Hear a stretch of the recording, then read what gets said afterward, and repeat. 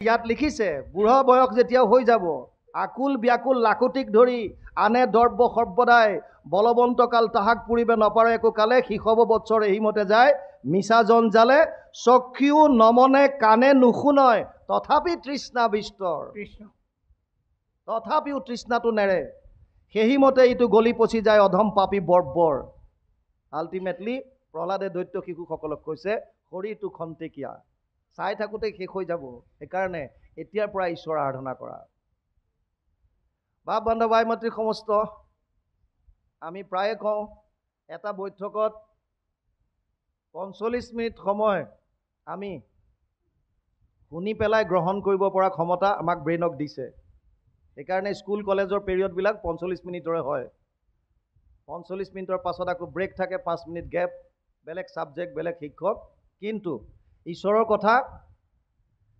সুখদেৱে 7 দিন 7 ৰাতি কৈছিল আৰু পৰীক্ষিতে 7 দিন 7 ৰাতি কিন্তু তেওঁলোকে কোল্ড ড্ৰিংকছ জাতীয় একো খোৱা নাছিল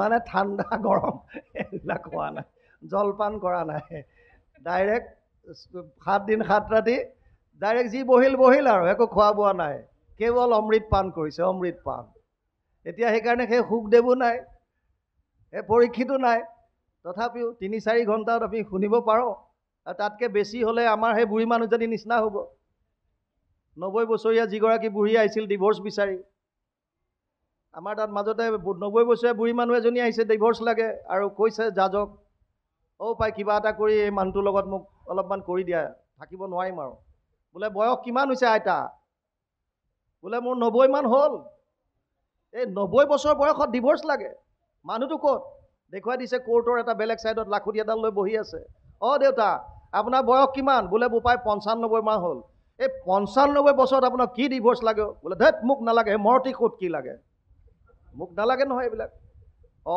সেইটোহে হ'লনে জাজে সুধিছে আইতাও আপোনাৰ মানুহটোকতো এইবিলাক নালাগে একো আপোনাক কিয় লাগে তেওঁ কিটো কষ্ট পাইছে দুখটো মোৰহে বোলে কি দুখ এই মানুহটোৱে যিমান গালি খপনি পাৰে চব মই শুনো এইটো একো দুখৰ নহয় আৰু সেইটো কাৰণত আপোনাক মই ডিভৰ্চ দিব নোৱাৰোঁ নহয় আইতা বেলেগ কিবা কাৰণ আছে যদি কওক বোলে আছেতো কাৰণ কি কাৰণ এই মানুহটোৱে কাণেৰে কম শুনে সেইটোও কাৰণ নহয় আজিকালি হিয়াৰিং এইড পায় মেচিন পায় কাণেৰে শুনা মেচিন পায় মেচিন এটা লগাই দিলে হ'ল বোলে লগাই দিছোঁ তেতিয়া সমস্যা কি কৈছে সমস্যা এইটোৱে যেতিয়াই মানুহটোক গালি পাৰোঁ মেচিনটো খুলি থয় সেইটোৱে মোৰ সমস্যা সেইকাৰণে এই মানুহটোৰ লগত আৰু থাকিব নোৱাৰোঁ যেতিয়াই গালি পাৰোঁ মেচিনটো খুলি থৈ দিয়ে এই মানুহটোৰ লগত আৰু থাকিব নোৱাৰোঁ এতিয়া সময় বেছি হ'লে আপোনালোকৰ কাণৰ মেচিন চবেই খুলিব লাহে লাহে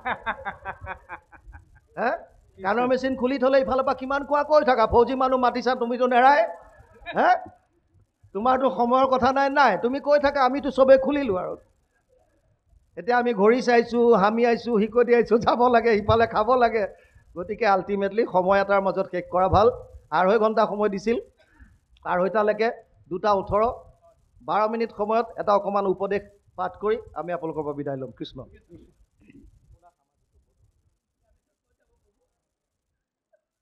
কৃষ্ণ অকল এইখন গাড়ী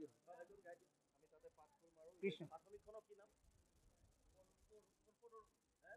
কৃষ্ণ তেতিয়া আমি শেষৰ অৱস্থালৈ আহিছোঁ কৃষ্ণ ৰাম শুনা সামাজিক ভাগৱত কথা ইছে অমৃত অধিক হেনয় অমৃত হুয়া একচিতে নুশুনা হাল কি হৰি গুণ নাম ধৰ্মই অনুপম ধৰায়া কদিহ কৰি সমজাৰ লোক এৰিয়া নকাম ডাকিবোলা হৰি হৰি হৰি ৰাম কৃষ্ণ অকণমান উপদেশ আহিছে গুৰুজনাই ভাগৱত অনুবাদ 12টা স্কন্ধ নিজে কৰা নাই তেওঁ কৰিছে প্ৰথম স্কন্ধ দ্বিতীয় স্কন্ধ তৃতীয় স্কন্ধৰ অনাদি পাতন ষষ্ঠ স্কন্ধৰ অজামিল উপাখ্যান অষ্টম স্কন্ধৰ বলিচলন আৰু সাগৰ মন্থন, দশম স্কন্ধৰ আদিভাগ আৰু শেষৰ কুৰুক্ষেত্ৰ যাত্ৰা, একাদশ স্কন্ধ সম্পূৰ্ণ, দ্বাদশ স্কন্ধ সম্পূৰ্ণ। এয়া গুৰুজনাই নিজে কৰা।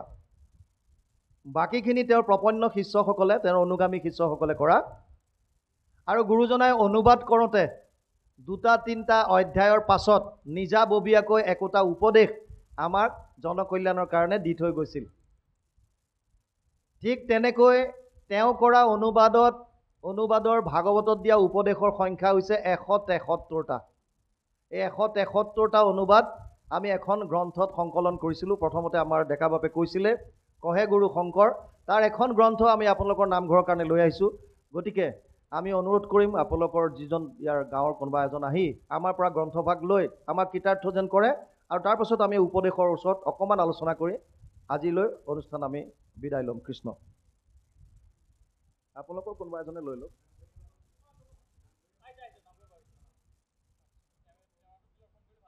দিয়ক। কৃষ্ণ।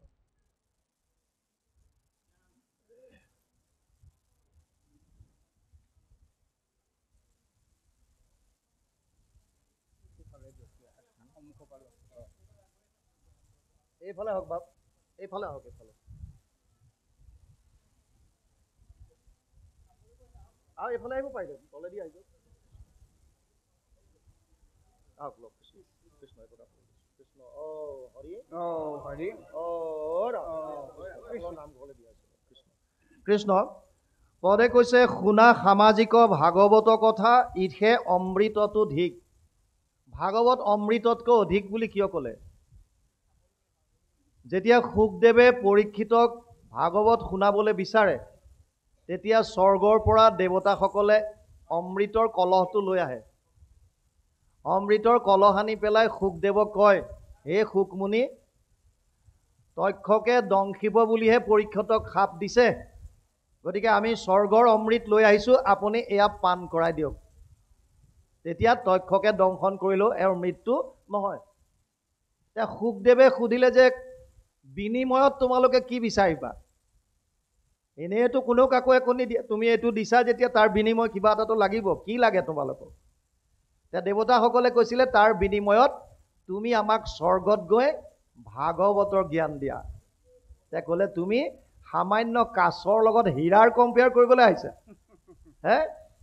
তোমালোকৰ এইটো অমৃতৰ লগত ভাগৱত অমৃতৰ কোনো ধৰণৰ তুলনাই নহয়। ই তাতকে বহুত ওপৰত। সেইকাৰণে ইয়াত লিখিছে অমৃততোধিক। অমৃততকে অধিক হৈছে ভাগৱত। শুনা সামাজিক ভাগৱত কথা, ইহে অমৃততোধিক। হেনয় অমৃত হুয়া একচিত্ত, নুশুনাহা লোক কি। তেনেকুৱা এটা বস্তু আজি আপোনালোকে পোৱাৰ পাছত একচিত্ত মানে কিয় নুশুনে? একচিত্তে কিয় নুশুনে?